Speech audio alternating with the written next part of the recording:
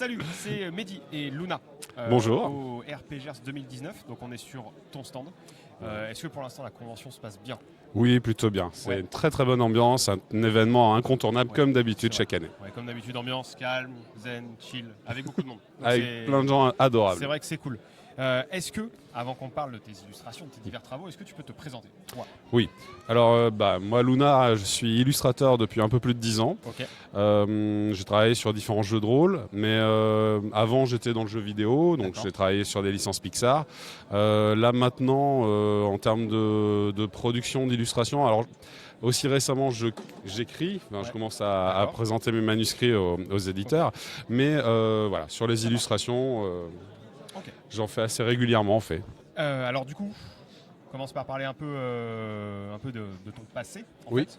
Sur quel JDR tu as pu travailler déjà dans le passé? Avec quels éditeurs? Bien sûr. Sur quel jeu histoire que les gens, alors moi j'ai commencé à travailler avec les ludopathes, j'ai travaillé sur du Antica, j'ai travaillé sur du Subabyss, sur des moins connus qui ont moins marché aussi, mais bon, genre MND, RIP, voilà, ces choses-là.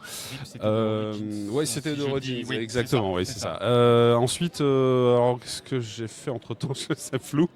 Les dernières choses que j'ai faites, bon, ça c'est plus clair dans ma tête. Je travaillais sur les Champs de l'Os l'année dernière, qui est en cours d'édition chez Matago. Et d'ailleurs, normalement, elle devrait le terminer dans quelques mois. Là. Donc, dans quelques mois, les souscripteurs vont le recevoir, ce qui est plutôt chouette. Il y a eu un Let Pledge qui s'est terminé il y a quelques temps. Ça. Donc, du voilà. coup, normalement, ils sont vraiment sur la fin. Là, récemment, j'ai un contrat avec JDR Edition. Donc, on travaille sur un jeu pirate. Voilà, je peux pas en dire plus. D'accord. Puis, il y a d'autres contrats qui sont en train d'arriver. Donc, voilà, c'est... Ben, nickel, ça fait un sacré bon topo. Alors, tu ne fais pas que travailler pour d'autres éditeurs? En effet. Enfin, pas que faire des illustrations, du coup. Oui.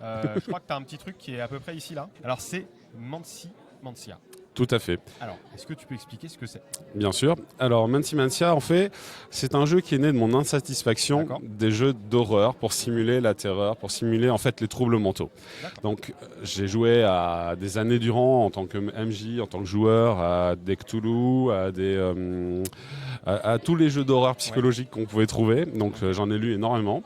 Et au bout d'un moment, je suis arrivé à une conclusion, c'est que les troubles mentaux étaient souvent punitifs. Et donc, amusez pas nécessairement les joueurs. Or, ça peut être un élément de ludisme, un élément vraiment d'amusement.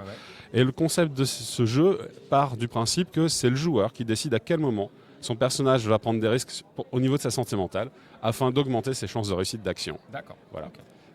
Plutôt ça se déroule dans quel type d'univers?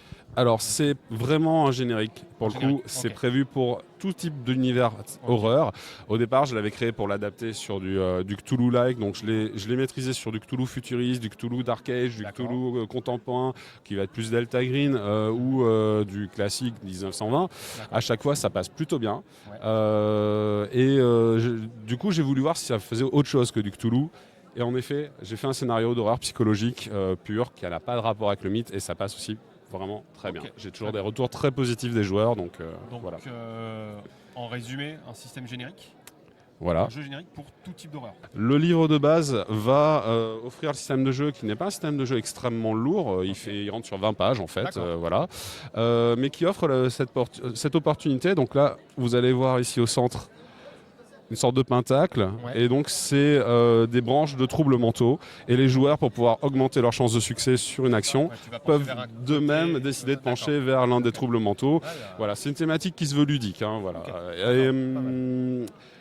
Et de fait, comme ça ne prend qu'une vingtaine de pages, système de jeu, le reste du livre sera occupé par des scénarios. Voilà, donc des scénarios sur différents types d'époques, histoire de montrer que ça peut s'adapter à différents types de jeux, différents types d'époques. Donc là, décrit, on a un scénario type X-Files, on est dans les années 90, on a un scénario futuriste, on a aussi un scénario du coup d'horreur psychologique, celui dont j'ai parlé. On est dans les années 80 aux États-Unis, mais c'est pas du tout sur l'univers du mythe. J'ai un western aussi, on joue des braqueurs de banque, et il y a un Dark Age en préparation, et le classique 1920 aussi. Voilà. Alors, désolé, je fais des gestes de la main, mais là il y a deux mouches qui nous tournent autour. Tout à fait. C'est un peu emmerdant, ça chatouille. Ok, bien, ça semble très adaptable. En tout cas, ça a l'air bien. Voilà. Tu tises bien, en tout cas. Donc, du coup, là, cette fois, c'est vrai que la particularité, c'est que tu illustres, mais tu crées aussi. Donc, tu es aux manettes de la quasi-intégralité du jeu, du coup. Voilà, là, pour le coup, oui.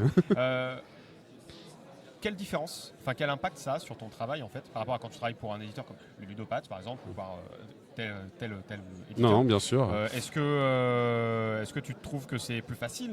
Est-ce que tu trouves que tu travailles plus vite?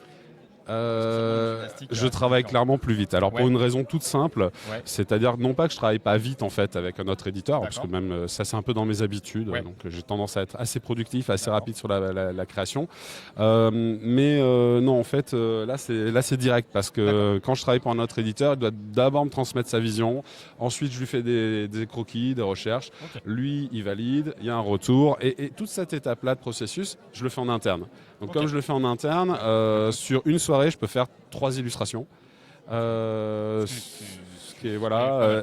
que pour notre éditeur, généralement, j'en fais une.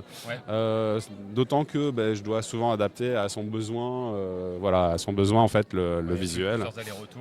Pour être sûr que ça corresponde bien à son projet, qui n'est pas le mien. Comme là, c'est le mien, que je connais le fond, je connais par cœur le fond, de fait, parce que je l'écris. Ça permet en effet d'aller plus vite, beaucoup plus vite, sur toute la chaîne de production. Okay. Et d'ailleurs, par rapport à ton travail, que ce soit sur Mantimantia ou sur d'autres jeux pour d'autres éditeurs, tu travailles comment? Enfin, vite fait, tes méthodes de travail, ta façon de faire, les logiciels que tu utilises. Je dirais qu'il y a 2 états d'esprit.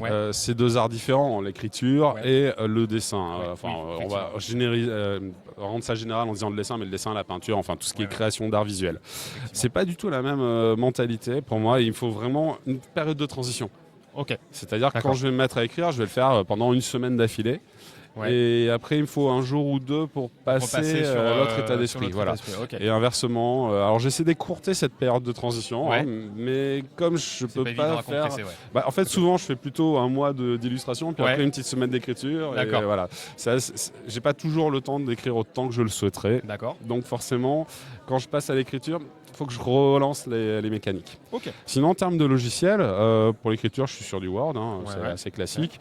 Et j'utilise Antidote pour la relecture. Ça, c'est essentiel.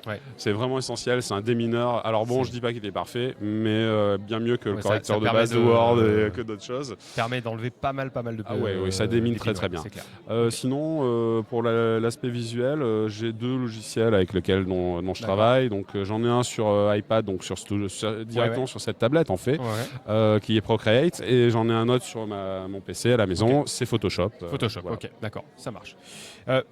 Mantimantia, il y a des éditeurs qui ont commencé à lorgner dessus, qui t'ont contacté? Alors, oui, j'ai envoyé les manuscrits à quelques éditeurs. Je ne peux pas en parler plus, il n'y a rien de signé, mais voilà. Donc, du coup, ça commence doucement à se mettre en marche. J'ai des retours positifs. Pour l'instant, j'ai des retours positifs. Ils n'étaient pas obligés de m'en faire, en fait. Donc déjà, c'est bien. C'est déjà pas mal, effectivement. Et peut-être que courant année prochaine ou l'année d'après, qui sait, ça va peut-être un financement, peut-être une sortie. Eh bien, c'est un petit peu un projet, voilà, en effet. Donc, on verra si ça trouve son public. Effectivement. Tu te déplaces quelques fois dans l'année? Là, on est au Alpagère, ça fait effectivement. Oui, en effet. Alors, où est-ce que ce soit sur les salons et même aussi sur les réseaux sociaux, sur ton site web, où est-ce qu'on peut te trouver, en fait, exactement, qu'on veut simplement voir tes illustrations ou te contacter pour... très simplement, pour me trouver sur Internet, il suffit de taper Lunart sur Google, donc L-U-N-A-R-T. Voilà, ça marche. Et c'est le premier site. Sur mon site, vous avez l'ensemble des travaux les plus récents. Vous avez aussi mon mail en petite icône en haut à droite. Et puis il y a tout un tas de réseaux sociaux en haut à droite. Donc si vous me cherchez sur d'autres choses comme ArtStation, comme DeviantArt ou autre, bon voilà, on peut me trouver là-dessus, même Instagram, voilà. Et quant au salon, je me déplace, je vais jusqu'à Montpellier, je vais ici dans le Gers.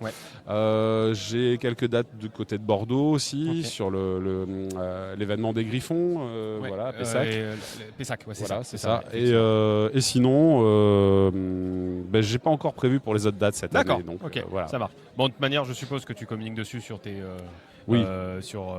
comptes sur les réseaux sociaux. Voilà. Dès que je sais, sur Facebook, sur mon compte, voilà, je publie l'info. Est-ce que tu as un dernier mot à ajouter? Eh bien, si vous voulez vous lancer dans la création, faites-le. Arrêtez d'attendre. Ok. Et ben, c'est un bon mot pour la fin. Voilà, donc c'était Mehdi avec Luna sur son stand au RPGers 2019. Alors comme d'hab, hein, les liens, les infos sont dans la description de la vidéo YouTube. On se retrouve à très vite pour d'autres contenus. Ciao, ciao.